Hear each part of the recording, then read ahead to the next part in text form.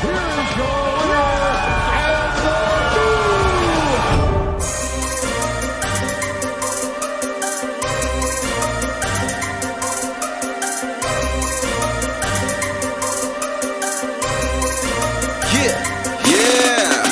Might be my arrogance, but ain't nobody stopping me. That's how I go when you pay for them shows and you study that pimp biology. Love for the Vietnam. 2019. It's a Friday, baby. It's time for some Dead on Dave Live because we're back. We're doing it the way that we always used to do it. You know, talk about whatever I want, do it as long as I want, as hard as I want. I mean, other things. Sorry, my bad. Got distracted. What is up, everybody? Hopefully you're having a fantastic Friday. It is once again time to go through all the things that are making me crazy or just giving me some good vibes of the weekend. We got a few things. I had an adventure. We're going to talk about an adventure. Dave Chappelle dropped a brand new comedy special, and people have lost their fucking minds. I got to be honest, more than likely, the Dave Chappelle thing is going to be the longest subject. I was reading the reviews by all these different I've never seen a comedy act taken apart the way that this one has been taken apart. It's unbelievable. It's unconscionable. And here's the best part. Everything that Dave Chappelle said during that latest comedy special was 100% correct, spot on, and that's why it was so fucking scary. Because the reality of everything that Dave Chappelle was saying, and we're going to get into this when I get into it more, is take responsibility for your shit. You don't have to worry about everything that everybody is trying to say at any given time. Dave Chappelle is growing into a wonderfully angry comedian. We're going to talk about it. We're going to talk about it a little bit later. And then, of course, I got to talk about CM Punk. I got to talk about everything that's happened with CM Punk because Tom Fuckery is Tom Fuckery, and one of two things is going to happen. Either, once again, CM Punk he's a hypocrite either way. He's a hypocrite either way, and this is what makes me so happy. He's either a hypocrite for one reason or another. It's either because of the fact that, you know, he has all of this disdain for wrestling. And here's why he's not a hypocrite, though. I'm using the word hypocrite really as a buzzword here. And I'll be honest about it, because the reality is he's not a hypocrite because he's CM Punk. And he does whatever he wants to do, whenever he wants to do it. That's the whole charm of CM Phil fucking Brooks Punk. That's the beauty of him. He's never a hypocrite because he's straight edge. He can tell everybody how to live their motherfucking lives, but he doesn't have to follow any of the rules. He can do, say, act however the fuck he wants, and that's it. And you know what? And I'll even say it's okay that he does because he always accepts the consequences. So it feels like I'm trashing CM Punk in this little preview of what's going to come later in the show, but the reality, I'm kind of not, because at the end of the day, everything that would be a hypocrisy argument is kind of just washed by CM Punk being the type of person that he is, because he's not a liar. I believe he believes everything that he says. He's not a liar. We're going to talk more about that and why I'm just fucking tired of Phil Brooks. I'm just tired. Just go. Either come back or go fully away. Either one. I don't care. Watch. But we're going to start. We're going to start with me, because it all starts with me. And the first thing I want to do is say hello to Brace, Terry Snow, Queen, Zanta Claws up in the house, and Greenish Rainbow. Good to see you guys. Good to see you all. Greenish Rainbow, hey Dave, haven't been here in a while. Glad to see you're doing well. Well, pump the brakes on doing well. Pump the brakes on doing well. All right. Problems up the fucking yin yang. Just the typical Dead on Dave world. You know how it is by this point.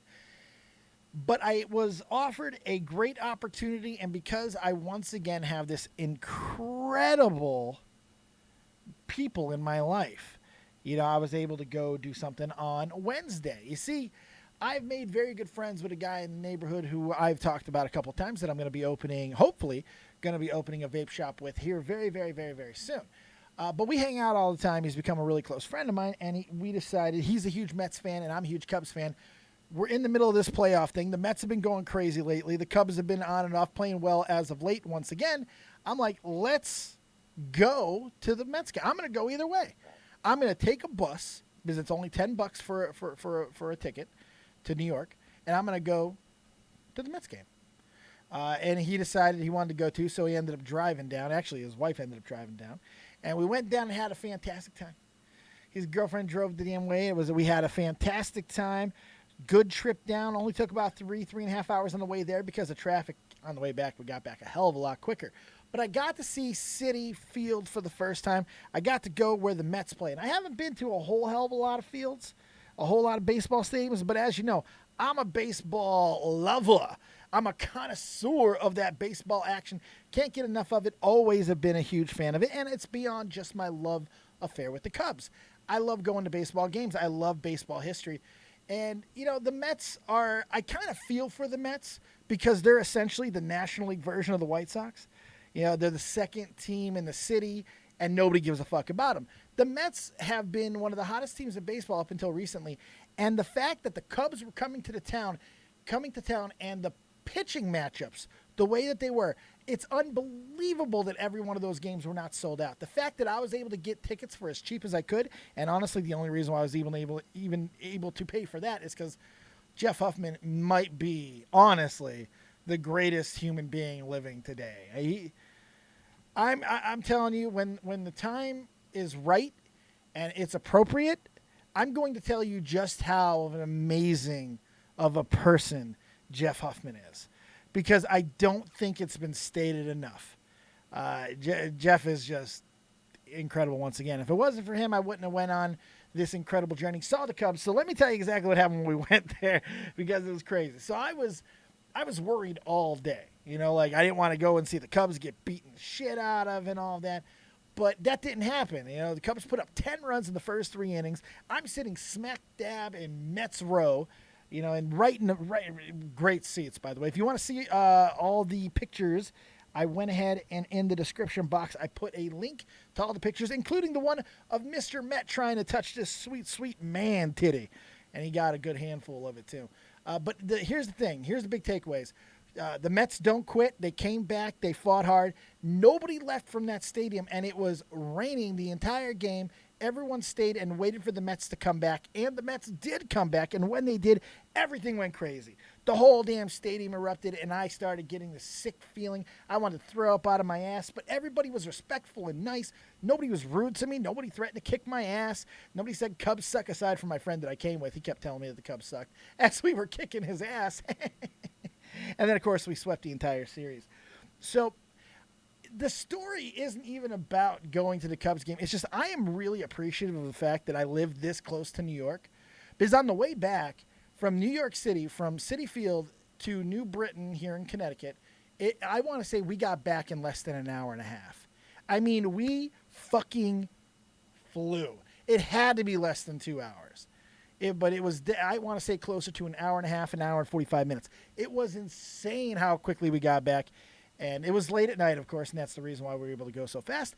But I love that if something's going on in New York and I want to make an arrangement to go later in the day, I can do that now. And I'm definitely going to be going to more Mets games, even when the Cubs aren't playing. That's a great stadium, and it's fucking awesome. Eli Bands, yo, Dave, how you? You the man. I'm tired of CM Punk too. We're gonna get to CM Punk in just a little bit because I'm really tired of him. We're gonna talk about all the reasons of which I am tired of him now. But yes, incredible experience. Got to see the Cubs win.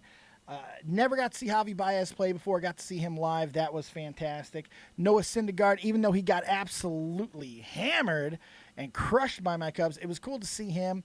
Chris Bryant was playing. I mean, I as a Cubs fan, I couldn't have asked for much more. I had a fantastic time. So I'm really grateful that I got to go. And thank you guys for continuing to support the channel and allow me to do those type of things, even when life is as bad as it is at the moment for me in so many different ways. So thank you for continuing to support here and on Twitch. If you're not following me on Twitch and Instagram and Twitter and all that stuff, think about your fucking life choices and make that change. Make that change, Shamon. And with that, I think that's a perfect segue. Now, maybe you don't think it's a perfect segue, but it is. It's a perfect segue to our first main topic of today, now that we've gotten through the how do you do's, getting to know yous, what I did over the week and all that good stuff. Because it hasn't been a very productive week as far as content goes. I've had some good streams, but I haven't done a lot of shows other than Monday, and now we're doing one today. But I haven't been able to do a whole hell of a lot for a lot of reasons, physically and all that stuff. But now that that's all out of the way, I got to watch finally last night Arguably the most controversial, not really though, comedy act that has come out in a long time. Dave Chappelle's been doing these Netflix specials for a couple of years now. Typically he releases them in twosies. I'm not sure if there's going to be another one coming. But this latest one, Sticks and Stones, I got to be honest with you. It might be my favorite work he's done, full completion. Now for me, it's always been the Age of Spin and Killing Them Softly. Those I feel are his masterpieces. One more recent, one a little bit older, but fantastic. Why I liked Sticks and Stones. First off, you want to talk about not giving a fuck any longer. You want to talk about somebody who is legitimately angry at the world that he has to live in because he cannot be the person that the world embraced. That's how I felt about the entire fucking act. That was Dave's act of defiance. It was by far the most well written, and I want to even say the best performed act that he's done yet. And I mean that as far as it was so crisp. He had his jokes even when there were interruptions or things of that nature, or things that didn't go the way that maybe you would expect, you know, some heckling or people talking or just woohoos that he would respond to. Everything was just tight. Everything was just right and tight and ready to go. None of it was, he didn't stumble over anything. And we know he's high as fuck when he does these comedy specials, by the way. He decided to go after every controversial topic that's been going on for a long time. And there's like 5 or 6 main things that he talks about throughout. He gets into the Jussie Smollett, the French actor, Jussie Smollett. He gets into that heavily, and he gets heavily backlash in social media and all of the media prints out there. It's unbelievable. The Vice, Rolling Stones, they're all writing hit pieces on Dave Chappelle right now because Dave Chappelle decided that he was going to go ahead and hit all these different topics and talk about them honestly. There were times in those bits where you could tell that the regular stories that he were telling that he exaggerates, you know, like kicker in the pussy like he's done in other bits, those stopped and he was talking about the real events, and probably as concisely and as accurately as I've heard him talk, especially about the LGBT stuff, which is what got him in probably the hottest of water. The biggest backlash that I've seen has been the other big topic that's going on at the moment, the Michael Jackson thing. The Michael Jackson thing caught him a little bit of shit as well. But the LGBT stuff was the biggest thing that he touched on, and he hammered it ab nauseum, and he did the best job that he's ever done talking about it. Now, he's made a lot of jokes. Some of the best transvestite jokes I have ever seen has been made by Dave Chappelle. When he talked about just like popping the dick off like that, let's roll, motherfucker. It's amazing. He does great stuff. He talked about the entire LGBT community in a very honest, and I've known so many people in this community. I've grown up in it. I've known a lot of people in Vegas, in the Army, believe it or not, and especially since I've been out, and even more so since I've been on YouTube. I got a lot of people in the LGBTQ plus community that I have heard almost identical testimonials about how all of the different people within the community are, you know, they're all there and they're all united and supporting each other, but it's incredibly begrudging. And the way he described the different people in the car, the vehicle, it was my favorite bit that he did the entire act. It was fucking hilarious. Talking about how the L's, the B's, and the G's, and the T's are all in this fucking car together. And he talks about the different roles of the different people and how they all resent each other in different ways. It's brilliant. And the reason why he does it is to point out the hypocrisy that even when you're trying to move forward, we're all people that continue to have the same biases and angers and misgivings about each other. You cannot fix intersocial relationships in the way that people think that you can. And I think what Dave Chappelle was trying to say the most was this whole silencing of comedians, this whole silencing of thought, this whole silencing of social media accounts, and he used the word cancel. He used one of our words in his comedy act, cancel, because that's how prominent this has all become. And I think as a comedian, somebody who has constantly pushed lines the way that Dave Chappelle has, and the fearlessness that he goes in about his topics, he's always been an easy lightning rod. But if you notice, it's only when Dave allows himself to give into these situations when he gets in trouble. When he goes to Africa, or he goes real crazy on an audience member, or tells the entire audience to go fuck themselves because maybe he was a little bit too high one night. Point is, Dave typically will make the choices where he gets in trouble. He doesn't respond to a lot of backlashes. He doesn't go after media outlets all that often. He will do interviews, but that's about as much as he'll do most of the time. I got a feeling he might respond to the the backlash that he's got off of this latest show, because I got to be honest, man, some of the articles that I'm reading are fucking unbelievable and fully proving Dave Chappelle's points.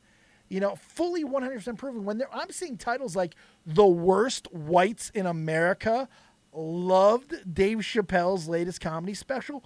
What the fuck? What is that? Are you kidding me right now? Are you kidding me? You know, and then what I'm seeing the most common, especially when it's with younger writers, when they're younger journalists, I'm seeing this more. Well, Dave Chappelle is showing his age. Dave Chappelle is showing that he doesn't like being a mid-40s comedian. And you know what? It pissed me off so much that that's why I decided to do this topic. Because reading that pissed me off, because that is subtle manipulation. And it's weak manipulation, too, because all they're using is the same thing that's always been used. He's old, he's detached, he doesn't get it. So he must be wrong because he's simply too old to identify and survive in this world. The problem is your world fucking sucks. This world that you've created, you you fucking SJW cuckbags, you guys have turned this fucking country, and really in this world, into a contentious playground of fucking high-stakes name-calling. Whoever says the worst word might get canceled tomorrow. It's Russian roulette, but with word use. It's fucking ridiculous because it changes all the time. Context of words are constantly changing. The fact that there is actual conversation going on in Congress whether or not the word owner should be allowed to be used in the country anymore. That's what's happening right now. The word owner, dog owner, pet owner, cat owner, dick owner, puss doesn't, not owner as in slave owner, owner, just the word owner. And mainly because of everything that happened in the sports realm in the past couple of years, you know, the Kaepernick situation and all that. It's been fucking crazy. Brace, there is not some sort of prophet. He's just pointing out no, you're right. I'm not saying that Dave Chappelle is some sort of prophet here, that he's being more profound than most people would. That's why I found this so brilliant, because he was able to reframe points that we all know, rational-minded people know very, very well. He attacked the audience and let them know exactly of how the situation has happened and why he has the disdain for, I think, not just the audience members, but the entire paradigm. This is not the same comedy spectrum. People could say that now this is just the same that we've always had, but just on a bigger level. You're fucking kidding yourselves. We have never, as consumers, as watchers of content, as lovers of comedy, or whatever else we enjoy, appreciate, and watch, we have never had as much power to affect shows, careers, people, personalities, plot lines, and so much more than we have right now. And we could do it with the greatest of fucking ease. If you have a good enough fucking story, you could go on social media and end someone's goddamn career, and Dave Chappelle knows how powerful a tool it is. This is not the same stuff that we have seen over and over. This is not generational issues anymore. we are seeing a shift in how you're able to conduct yourself. There is so much. We've had small examples over the years because these things have always existed. You can always get canceled for something stupid that you did, but now it's like this fucking non-stop ending stream. It's every day. And if you're noticing, that is something telling of not only just the outrage of events, but events themselves are happening. Like, no matter where you lie on the gun debate right now, whether you feel that guns should be outlawed completely, whether more restrictions should be held, better background checks, whatever the case, however you feel about gun violence, you cannot deny that shit is popping off at rates that even in America, you can no longer just say, well, it's not as bad as it looks. It's every bit as bad as it looks. 4 or 5 years ago, it wasn't. When all this shit was spearheaded and started, the numbers were not anything all that fucking crazy. Especially when you look at percentages and numbers, violence, gun violence, everything has been down. But now, because it's constantly being talked about, you have two things that are being talked about more than anything else, and people are getting told that is wrong with them. One is the violence, toxic masculinity, confrontation, however you want to go with it. The second just flew right the fuck out of my head, and I'm really upset about that.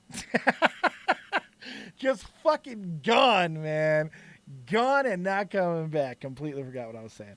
Oh, well. Sometimes you lose your train of thought. It happens to the best of us. Brace true facts. Eli, Dave, did you watch the George Carlin show? He talked about the same thing. I wish it was live, too. God bless the legend. George Carlin's a little bit different than Dave Chappelle. Now, I love comedy, and I've seen so many of George Carlin's specials. He's seen a lot. And Carlin did attack things in that realm as well. And he did it in a really in a similar fashion, but I wouldn't call it in the same way.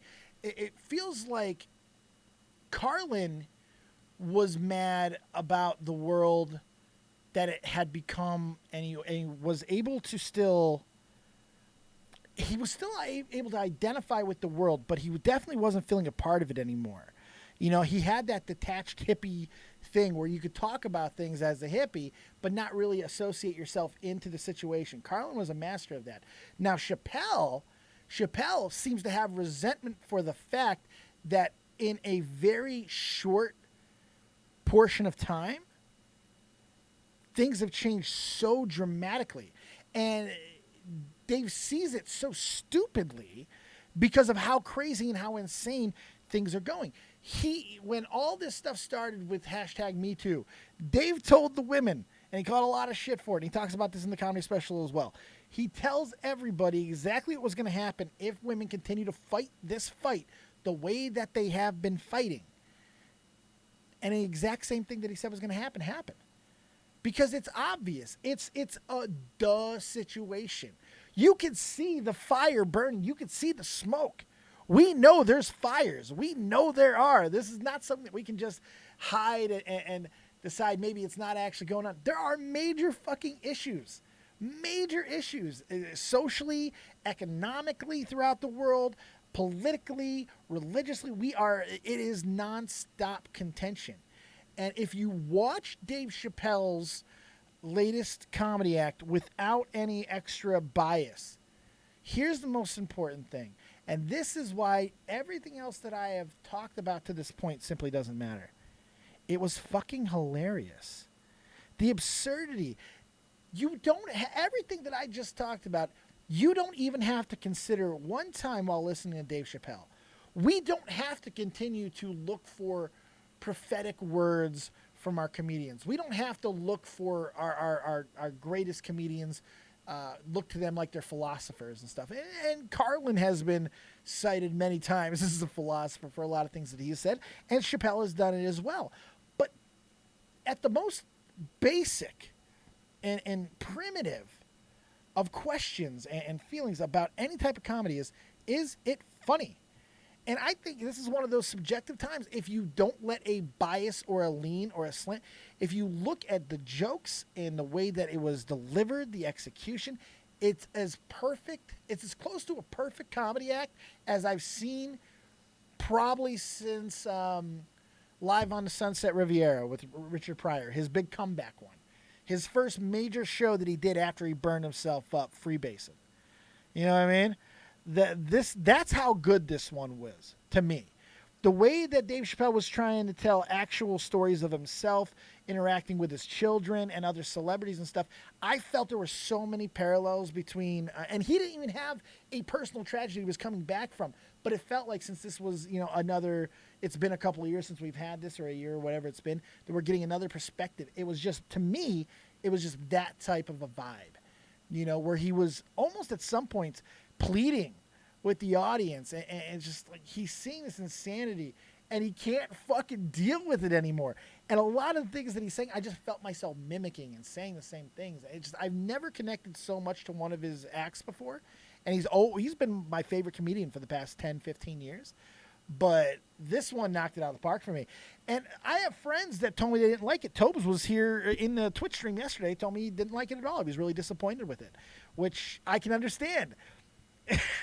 Dave Chappelle fucked his whole world up. That was fucking amazing. So it was just a cool thing to see Dave go after it the way that he did. I think this is probably some of the worst backlash, at least from a written standpoint, that I've seen from a comedy actor, even from a form of entertainment, where nothing was done out of the context of a joke. And I mean that like when you go to like a Roseanne situation where Roseanne took an Ambien or whatever and then wrote something that was a tweet that you can either construct or construe as a joke, or maybe something serious she was trying to mask as a joke. There's no question watching Dave Chappelle's latest comedy act that this was 100% intended to just penetrate your goddamn funny anus, and that was about it, and he really did a fantastic job. Eli, we had gun games back then that we play even in the arcade games, and we watch movies and shows seeing guys and girls use a weapon, and we wanted to try it. So not in a video game or movie, it us. Well, yeah, I mean, it always comes. Nothing is going to influence in those ways. We've always had negative influences on our lives, but the reality is we're the most negative influence that we have on everybody else's lives. It's our actions. And that, to me, was what I took away from Dave Chappelle's problem. It felt like he was screaming at everybody, take accountability of your shit. Stop trying to find something to blame anybody else for. So desperate to knock somebody else down to make your point stronger that now we're going back 10, 15 years to comedy acts that have nothing to do with the time that we're living in now to ruin people's lives. That's abhorrent. It's intellectually dishonest, and it's just plain fucking morally wrong.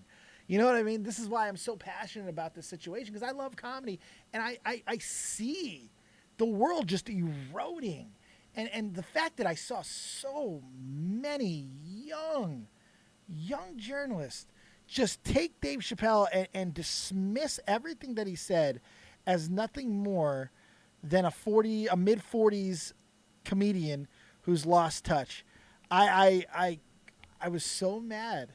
I was so angry that they could be so dismissive and not back up their points in a much more meaningful way. But that's all you need to do nowadays. If you can get enough, hours after Dave Chappelle's special showed up, the backlash, most people hadn't even watched the motherfucker yet. They didn't have time. There's no time to watch it. But yet, people were already jumping right on. The Michael Jackson thing, the whites, the whole whites. That was the first time that I've really heard. I think he only referred to white people as whites, like the entire fucking show. Didn't bother me one fucking iota. Not one bit. Why? Because even if anything that he said did, sting true, like, oh, wounded, because how accurate it was, it's just something that's an obvious thing that we all deal with. I think that's important to realize, too. A lot of the shit that's happening, these word things, the pronouns, all the different things that people are getting so mad about for no fucking... These are not big deals. The fact that we're making such a big deal over calling somebody the wrong pronoun, the fact that it'll be brought to the levels that it's been brought to, just because you you need validation or vindication for your own identity? Jesus Christ, we used to give ourselves our own identity. We used to take our identities for ourselves. We used to determine who we were by our actions and our words. If we wanted everybody to look at us in a positive light, we made sure that we did things in a positive manner. Sometimes it's just as easy as being respectful, holding the door, saying, please, thank you, help you, ma'am, help you, sir, all that type of shit. But it's more than that. It's your reputation. Take back your identities. You don't need to wait to correct somebody because they use the wrong way to identify you in a way. And most of the time, it's not malicious. It's a slip. It's an accident. Not everybody's we don't feel the same way you feel. People out there think, because we can't all possibly think or feel the same way, that maybe we can all think the same way, at least publicly. Well, that doesn't work because we all don't feel the same way. We all have different ways of fucking going about and dealing with the daily fucking toils of our lives. And the fact that we have people that are mandating a certain way that we have to walk in these fucking lines, it's driving me to the point of exhaustion and insanity. And that's why I love Dave Chappelle's special so much. That's why I got such a fucking hard on. I stood up during that thing at 3 separate spots because of how crunk he got me with some of the things that he said. I absolutely loved it. And you know what? Fuck each and every single one of the journalists and news sites that are just arbitrarily bashing and calling Dave racist and out of touch and just all the other things that were being thrown out against him, you know, being pro-child molestation. I've even seen articles that are like that because of the things that he said about Michael Jackson, even though that he didn't even do the easiest thing that he could have done, which I know Dave Chappelle knows the facts of Finding Neverland because I've seen him talk about it before. So I know he knows that like 90% of the facts that were given in that movie have been busted. But that's why Dave Chappelle's brilliant. You see, Dave doesn't need to go about and just hammer all those points. Instead, he can take it apart a different way. He could simply say, I don't believe those kids, and then make a whole lot of jokes, never substantiating why he does not believe them fully. Because the information's already out there. He's already gone ahead. And I think the biggest thing that you can look at from at least what each story or each bit had in common, it was perspective. It was perspective-based. It was looking at a situation and determining whether the facts of it, whether what the people that were saying it made sense or not. Crazy. Crazy. Fucking crazy. Absolutely insane. I need to see you, Dave, playing AW stream. That'd be cool. I might be doing a review on it tomorrow. I might watch it and I might do a review. I'm not going to pay for it, though. I'll tell you that. Pyaxi, let's be real with society. We like to be a group, but we truly like our anarchy. See, I don't think we like being a group. I think we realize that for safety, for protection, we have to be in a group. You know, but we also know that being in a group, you can't always control who's in that group, and possibly the biggest danger that you now have are people within that group. And that's the whole fucking spark of anarchy right there. That's that unknowing whether you could trust the people in your peer group. Because that little bit of distrust is what leads to all the bad decisions, all of the feelings of resentment or anger or whatever towards that allow people to start going down those roads. Right there. Distrust. Not being able to trust those in your groups. It's a terrifying thing. It really is. All right. Let's move on to the other story that I have. Now we're going to get into Discord. If you want to get into Discord, we got a couple of cool things happening. We have the featured creator area, which if you're a creator, if you do anything, I don't care what it is. I don't care if you write, draw, sing, play tiddlywinks professionally, or even make beautiful glass dildo sculptures. I don't care what you do. If you create and you want to talk about it, you don't mind getting interviewed by me for 5 minutes and asking you questions about whatever it is you do, Well, then come on in there, and I want to do a featured creator each and every single day, talk to them, get them out, and then get to the regular calls. And if you want to call and talk about anything that we talked about today and not have the interview portion, just go into waiting to call, and I'll start pulling you up. If we don't have any callers, we're going to talk about CM Punk, and then I'm going to get the F out of this mother sucker and probably go back to Twitch a little bit later on. All right. Let's see what's happening in chat. Captain Plain, I disagree. Humans love groups. Big groups is always the problems. No, I don't think it's a matter of preference whether we want to be in groups. We like being socially active, but if you notice, everybody doesn't live in communes. Even in communities, everyone lives in their own individualized houses. Because as much as we love living in the groups, we love living on our own even more. So we know that groups are safe. And we know that to survive and to maintain humanity, we have to be in groups. But that doesn't necessarily mean that we want to be in groups. Just like animals. Some animals are pack hunters. Some animals are not. It's not a standard. There are some people in the same species groups that have different tendencies. And we see that in humanity more than anything else. Because unlike every other animal, we are the least chained to our more hebraic desires. We are the least chained to our more primitive self. We give in to our primitive selves very often, but typically out of choice. But if you notice, most of the time, the problem is society, the fact that you have so many people around. The second that trust is lost in any group, it starts to collapse immediately. And then chaos ensues, ripping everybody apart, and once again, everyone has to go find new groups. Because you can't go solo and live completely fucking forever. You know, you're going to have to interact with something, and you're going to have to choose the exact group. So I maintain, I don't think we necessarily want to be in groups. We like being social, but we're inherently selfish fucking creatures. Even those most magnanimous amongst us, the most altruistic, most of what we do is still very much individualized based. Like, we are still looking out for ourselves first. Even if we don't want to admit it. And this always comes down to that argument. Because there are people, I don't think that way. I have never felt that way in my entire life. Well, that's good for you. You're probably being dishonest, though. You know, that's the thing. And that's probably the biggest problem with having a lot of these conversations nowadays, because you can't have them without like sounding like an ignorant racist or a bigot, or you just have to worry about people calling you that. And once again, even with a social group that's online where you can't have a physical reaction to anything that I say, the fact that we can have these big social groups online that can be torn apart so quickly, either by cancel culture, lies, mistrust, distrust, backstab, screw jobs. There's so many ways because of the connectivity that we have. But even with that connectivity, we see it fail so many times. It's because we're still constantly driven by that solitary belief. That's the way I look at it. Oh, I completely agree. Protection or promotion of the self is completely natural. It is. And it's not even a bad thing. It's really not. We are living in the era of fake outrage. I won't even say fake outrage, Sean Slaughter. I think a lot of the outrage, it's real. It's just, it's fake in the sense, it's not like they're not actually feeling it. I do believe a lot of the people who are screaming in the streets angry when something happens, they're honestly angry. They're mentally fucking unhinged people.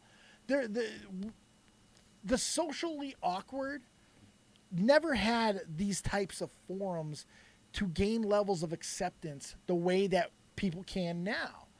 It's a new experience. It's completely different and unique than anything we've ever had before. And I think that does show a lot of the problems. You know, back in the day when you would walk past a sign-up sheet for a protest or a march or something, you didn't really think twice about it. You would sign up for it, and you'd either go or not. You wouldn't really think about the other people who were on the list, or if you supported the cause and you wanted to be a part of it, you went. Now you can see everything about it. Now people are being very public about how they're going, when they're going, what they're going to do when they get there. You know, to micromanaging to the minute of what these protest events are going to be. It's like they got professional organizers of events to plan this shit now. And the way that you can market it and get it out there and repeat it and recycle it and just perpetuate it, it's just fucking absolutely insane. It really is. All right, let's get away from the Dave Chappelle stuff. Let's get away from all that, and let's talk about AEW and most namely CM Punk. Because for years, I've had enough of CM Punk, man. I have for a long time. CM Punk to me comes off as a very entitled person who mainly his entitlement comes from the fact that he just does whatever he wants whenever he wants, and he feels like he doesn't have to answer to anyone doing it, which is fine. There's a lot of people that believe that and act like that, and that's totally cool. I've just had enough of it for a long time. I still don't agree with how CM Punk left WWE. I think that he tried to play victim way more than he had the right to be able to do, considering when you just stop showing up for work, you didn't get fired. I hate to tell you, the fact that I still have to see the termination stuff, it just makes me fucking insane. But hey, it is what it is on that. But for years, people have been waiting for CM Punk to inevitably make his return to wrestling. And it hasn't happened. Well, it kind of did, and we'll talk about that too. CM Punk had a very, very, very public flame out in MMA. And now he's doing some commentating on MMA, and he's having issues there. I don't feel CM Punk is doing very well outside of wrestling. He's lost friends in the wrestling world, people that have been friends for 15, 20 years. He's had serious issues with those people, most namely Colt Cabana. But there's been others as well. And then you have situations with him making the comments that he makes. Sometimes he gets pulled into it, and he doesn't even talk about wrestling, and people will just pull him right into it. And that makes me crazy, because that's not really fair to him. I don't think you can really react to it. But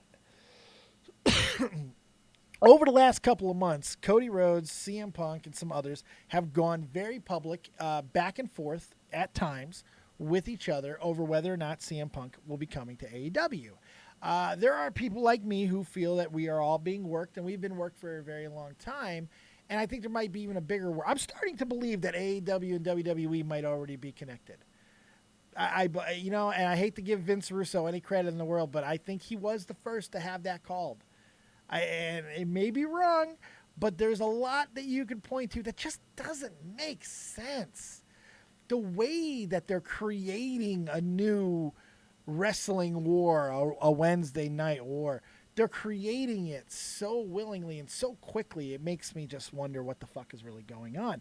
But with CM Punk in particular, there's definitely a huge work happening with that, in my opinion. And the biggest thing with that would be CM Punk continues to say that he's the most honest man in the world. And he tells you he's not coming to this, he's not going to do that, and you're just going to be disappointed. So CM Punk's in a tough spot right now, because he publicly called out the guys from AEW and said, they've been offering me this, but we haven't had any real discussions, and they're kind of blowing smoke, and they're trying to get publicity, and that's what they're supposed to do. And he publicly said that. And Cody Rhodes went back at him with something along the lines of, he knows that we gave him an actual offer. I talked to him the other day. I wouldn't be surprised if he ended up back in WWE at this point. And then we heard a rumor of WWE and CM Punk's management maybe having a conversation. That's never been substantiated, so we don't know what's actually happening in that situation at all. But here's what we do know. CM Punk's going to be at the StarCast event, the big fan panel, and to do it, over the last few months, we've heard a reported incident of him going to a live wrestling event and hitting a couple spots under a mask. We've seen the video. Looks like it was him to me, so no big deal. But the biggest things have come recently. The promos, the pipe bomb type promos. CM Punk sounding a lot like Chris Jericho, taking shots at other people for doing things that he has done, even though he's one of the biggest move thieves in history. Fuck you, Hideo Itami, Kenta for life, baby. Fuck you, CM Punk. The GTS ain't yours, motherfucker. And just you took a shot at Aleister Black, you fuck. You took a shot at Aleister Black. Tommy End of all people. Oh, my God. Phil, oh, God. Shit or get off the pot, Phil. Either come back or go away forever. Because what you're doing now, I feel you're hurting your own legacy. Because right now, you're a hypocrite.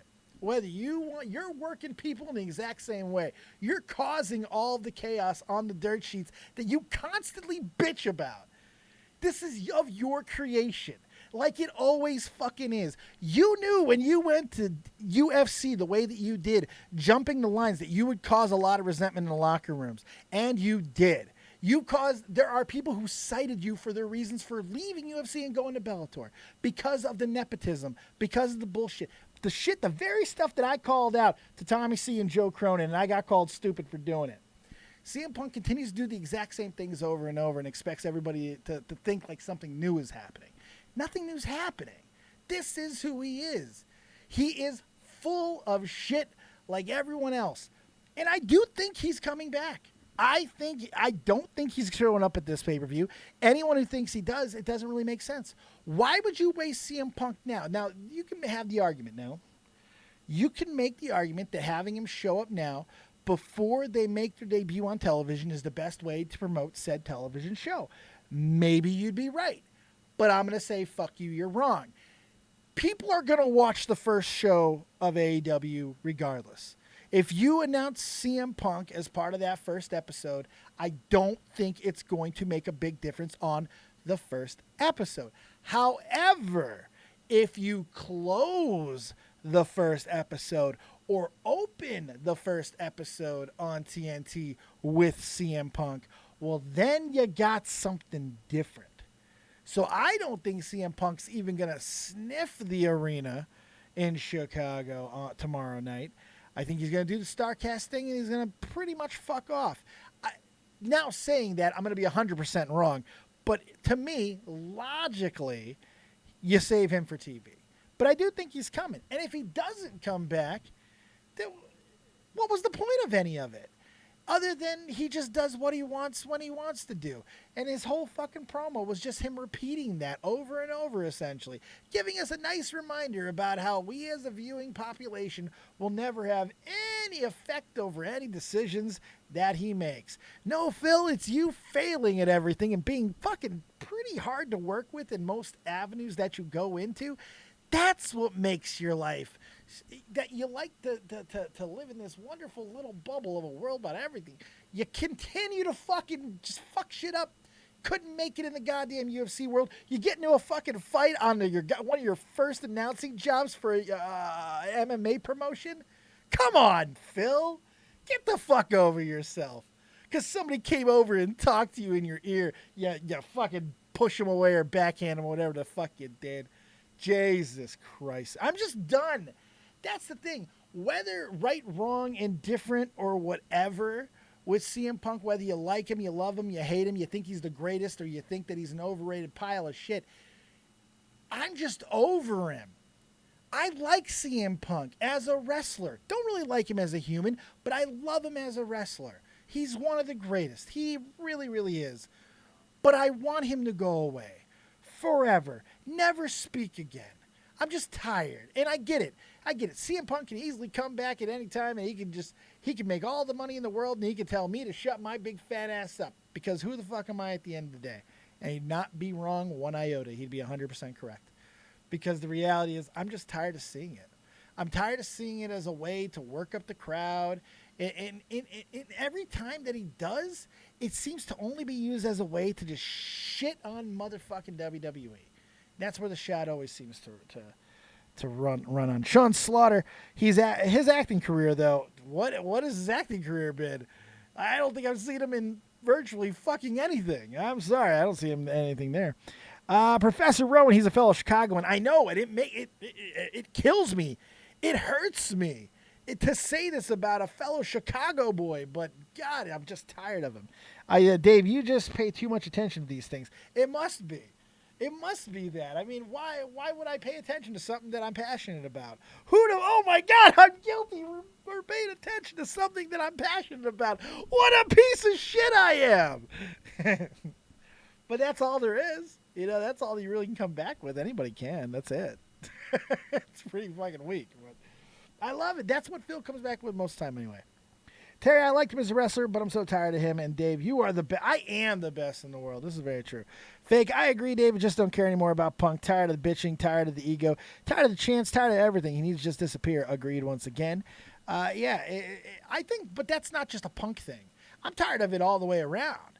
The constant fucking crying. I know, Dave, you're crying right now too. Yeah, maybe I am. I'm part of the problem. I can accept that.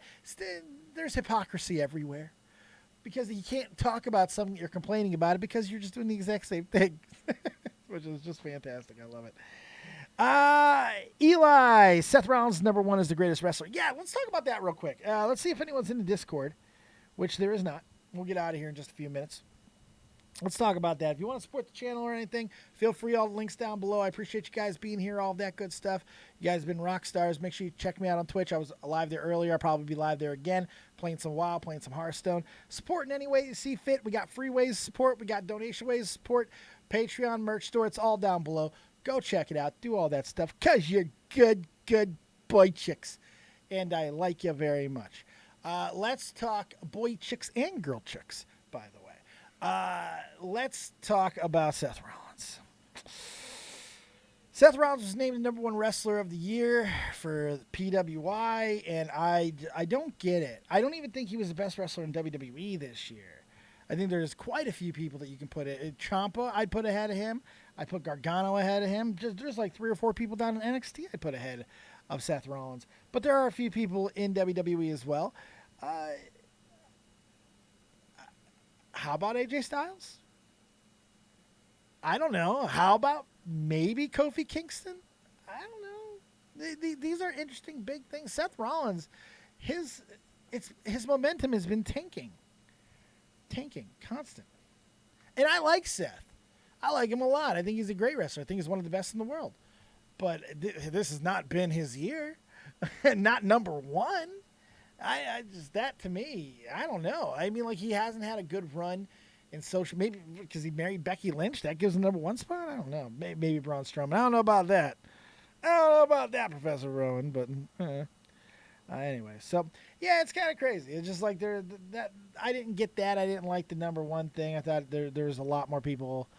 I think you could make even though I don't agree with it, I wouldn't vote for him or anything like that. You can make a great argument for Cody Rhodes if you want, just what he has done in the last year, outside of the ring or even inside of the ring. He's had some very good matches. You can make an argument for him. I don't think you'd win that argument. But Okada, how about Will Ospreay? I think you got to put him in that contention. There's a lot of Ricochet. You can put him in the contention. The things he's done down in NXT and now up on the main roster. There's so many. I don't know. Fake. Is it me or has AJ been declining the past few years? No, not even a little bit fake. I disagree with that. He just came off of an incredible World Championship run. Are we forgetting that? AJ held the title for so long on SmackDown and just having matchup after matchup and now everything that he's doing with the club. I disagree, man. I'm loving it. I'm loving what he's doing. Eli, he beat Brock, and that was #1, Dave. That's right, you stupid jackass. You come in here and you talk about Seth Rollins being the #1 contender. You talk about him being the #1 wrestler in the world, you stupid jackass. You say he beat Brock Lesnar and all that. Well, that's pretty good. I come in there and drop him on a stack of dime necks. I don't know what I'm doing at this point. Tried to do a Stone Cold, didn't work out. You stupid jackass. It wasn't very good. I don't know. Professor Rowan, what if Lesnar gets paid enough to go to AEW? Bye! WWE better let AEW waste that money as fast as humanly possible. The fact that AEW has looked at people like Goldberg and Lesnar and Taker, it just shows they're destined for failure. If you look at the announce crew, you got that Excalibur guy that I really don't like. I know a lot of people are really high on him right now. I'm not. They brought back Shivani. You're going to have Shivani and Jim Ross together in 2019? And you think that this Excalibur kid or whatever is going to provide enough energy? It's going to be a train wreck of a commentary booth. So I say, yeah, give him Lesnar. Give him Goldberg. Let AEW implode. Let him do it. Whatever happened to character in WWE, Dave? What character? There's still a lot of character in WWE. The Fiend there's a lot of people bringing character back. There's a lot of people who are working new characters into their angles. Look at Kevin Owens, Sami Zayn, even Finn Balor, the Fiend, the New Day. Randy's even doing a new evolution of his shtick. I think there's more story going on now that people want to give credit for. I don't see any difference in AEW. I don't see stories being all that compelling. I see a lot of stupid storytelling that's really, really, really dumb. That's what I see most of the time. That's my opinion. Who would you pair it? Ross? I wouldn't. I wouldn't. I don't think Jim Ross should be on a booth in 2019. I think if you listen to Jim Ross in the last few years, I think he's made that painfully obvious, whether it's been on WWE television or any of the other things that he has worked. I don't think that he has sounded all that good, especially when he's had to do anything remotely live. He doesn't seem to have the same ability to retain information from his notes that he once did. He gets lost a lot more than he ever did before. It's just not there anymore. It's not there. That character, Dave. I mean, like Mankind, Taker, and Kane. We have the Demon. We have we have the Fiend. We have characters like that. Those are not easy things to do, by the way. Those type of characters are not easy things to do. They're very hard to pull off. The Undertaker character should never have worked. They just got lucky. They picked the right guy to do it. And the only reason why Kane worked is because he was just drawn off of what The Undertaker was already doing. Mankind in the same respect, but at least Mankind was well established. You could say the same thing about Mean Mark Calloway and all that. He was known.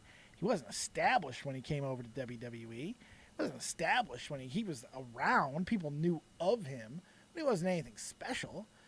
Mankind had a career as Cactus Jack. Mankind had been champion all over the world. He had done business for years before he came to WWE. So it's just a little bit different. Just a little bit different. Isaiah, people don't want to admit WWE and AEW still have a lot left to be desired.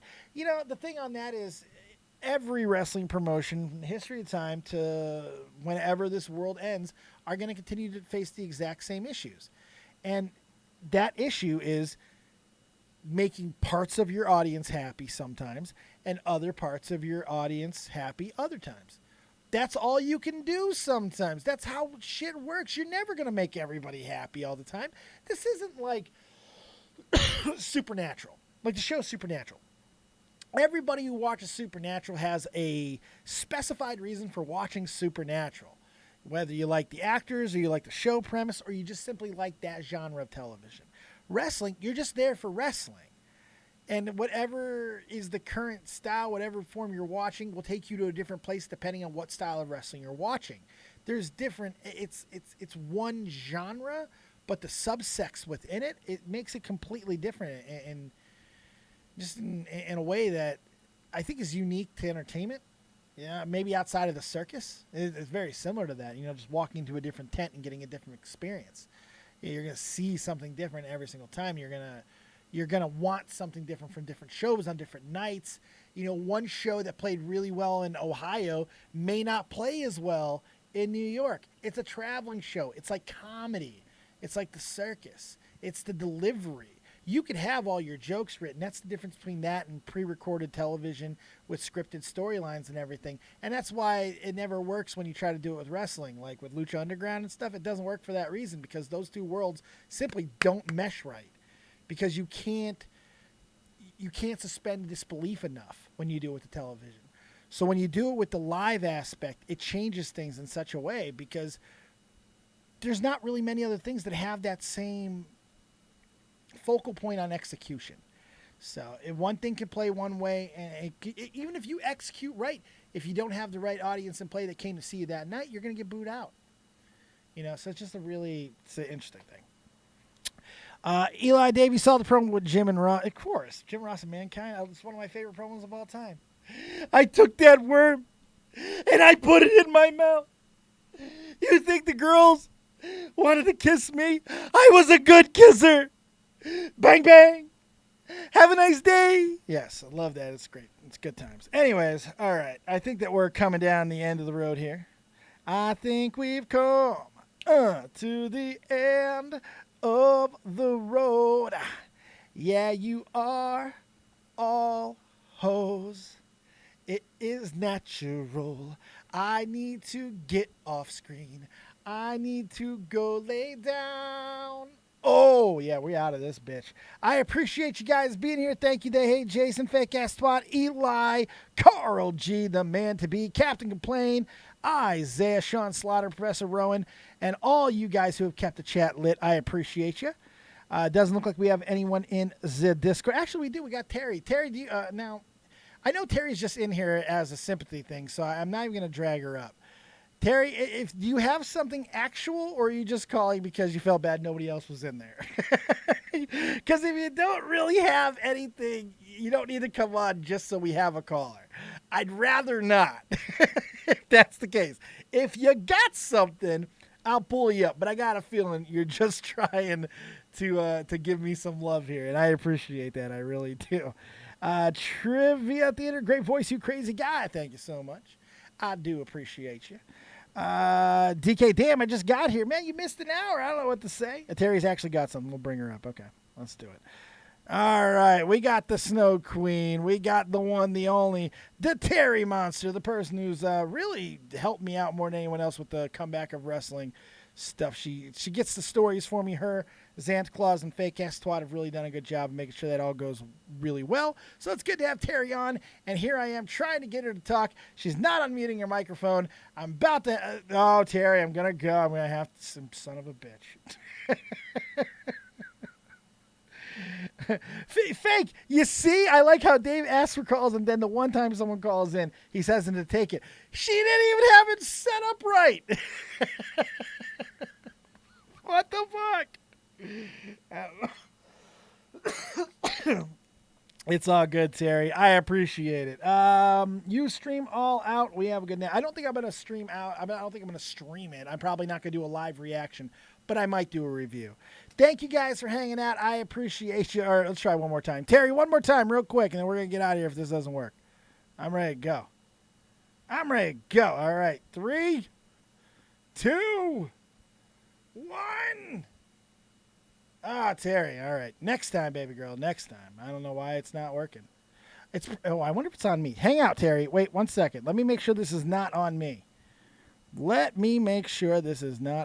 I just need to. I don't think it is. Terry, can you hear me? Terry. No. Okay. It's not on me.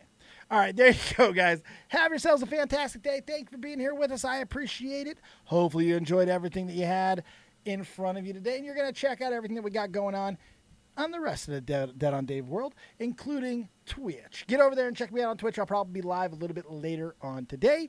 Sunday will be the next Dead on Dave live, and we're going to have a new person debuting, making her debut on this show. You saw her in chat a little bit ago, and that was it's the movie trivia chick. It's the film trivia chick. She's pretty cool, man.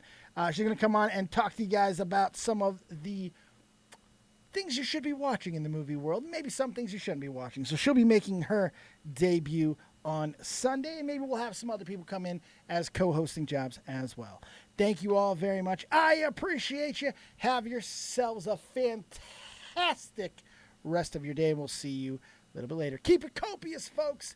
And remember, as always, if you don't have talent, have those talented friends. Good night.